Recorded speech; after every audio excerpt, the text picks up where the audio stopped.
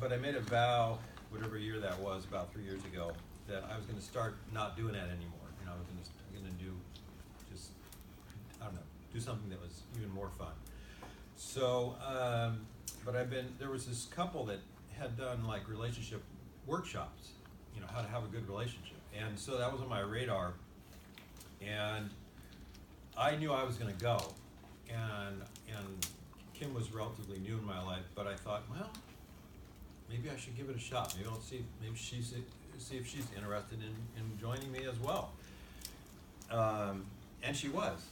And so we both went to that. And it was actually a very helpful kind of entree into our relationship. I think we would have been okay anyway, but there was some really helpful information.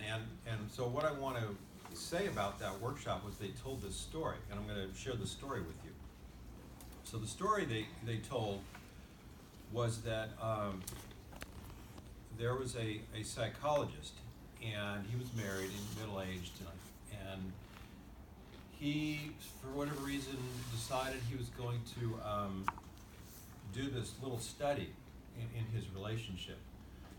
And so what he did was, I think it was for a month or two, he would, on a given day, he would think really positive, loving thoughts about his wife.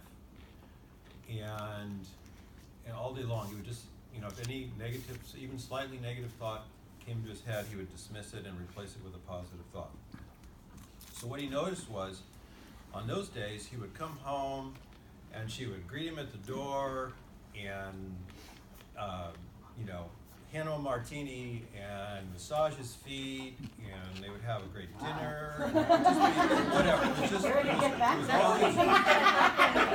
I know, that old concept, whatever. So anyway, you get the idea. It was those days were always really, really great days, and on other days he would really change it up and think negative things about her.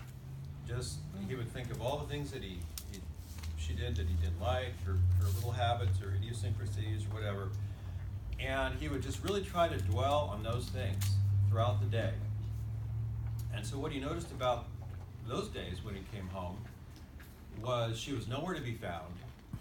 She was no martini. You know, there was no martini there, and when he did finally encounter her, when he did encounter her, it was always, you know, like she was very, very short-tempered and curt and kind of pissy with him, and you know, it didn't go well. So after a month or however long it was, he shared with her his little study that he had been doing, and she said, "Thank God, I thought I was, you know, going crazy."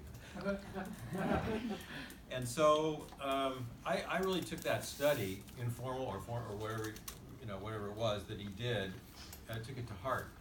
And I really believe we have the power, you know, to influence people in our lives in that fashion.